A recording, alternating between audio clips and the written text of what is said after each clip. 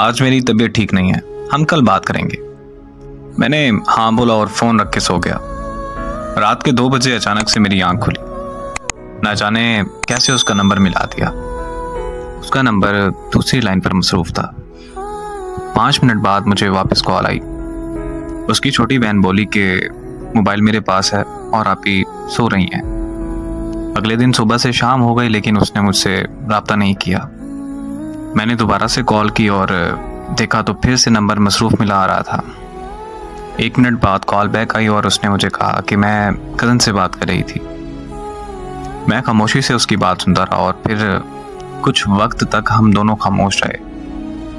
फिर वो कहने लगी कि अगर ऐसे ही खामोश रहना है तो मुझे बता दो, मैं कॉल बंद कर दूं। मैंने मुस्कुराकर कहा जैसे तुम्हें ठीक लगे। उसने कहा कि ओके, अब मुझे कॉल मत करना। बस ये कहकर उसने कॉल बंद कर दी। मैंने कुछ देर बाद उसे फिर कॉल कर दी। इस बार फिर से उसका नंबर मसरूफ आ रहा था। फिर उसने मेरी कॉल अटेंड की और वो बहुत खूब गुस्सा होने लग गई और मुझसे कहने लगी कि मेरी बात ध्यान से सुनो कि मैं अब तुमसे प्यार नहीं करती, मैं किसी और को पसंद करती हूँ। 6 साल का रिश्ता उसने एक पल में ख़त्म कर दिया। मैंने उससे पूछा कि आखिर कौन है वो लड़का। वो मुझसे कहने लगी तुम होते कौन हो मेरी लाइफ में इंटरफेयर करने वाले। मैंने उससे कहा कि यार मैं तुमसे प्यार करता हूँ, तुम मुझे भूल गई। इतने में उसको किसी और की कॉल आई और उसने मेरी कॉल कट किए बगैर उसकी कॉल रिसीव कर ली। मैंने कॉल कट नहीं की। कुछ देर बाद उसने कॉन्फ्रेंस कॉल ले ली। कॉन्फ्रेंस कॉल में लड़का बोला कि हाँ भाई, तुम्हें क्या मसला है। तो मैंने कहा कि तुम होते कौन हो मुझसे ये पूछने वाले। तो वो मुझे कहने लगा कि ओ यार कॉल कट करो और सो जाओ।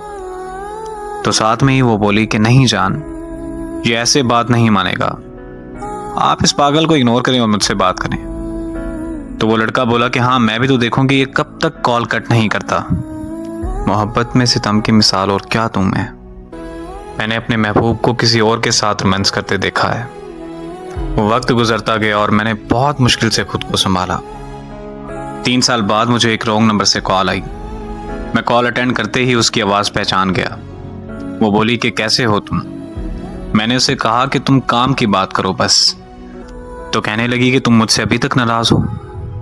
मैं खामोश रहा और फिर पूछा उसने कि तुमने शादी कर ली। तो मैंने पूछा कि तुमने कर ली। तो वो बोली कि लोग जिस्म चाहते हैं, शादी कहाँ करते हैं लोग। बात यह है कि जिससे आप मोहब्बत करते हैं उससे कभी मोहब्बत ख़त्म नहीं होती, लेकिन इस तरह करने से आपकी ज़िंदगी में उस शख्स का वजूद चला जाता है। और ज़िंदगी में मोहब्बत होती है, लेकिन उस मोहब्बत का मतलब एक शख्स से वफा करना होता है। और खुदारा मेरी उन लोगों से गुजारिश है कि जिस्मों से खेलकर मोहब्बत के नाम को बदनाम मत कीजिए।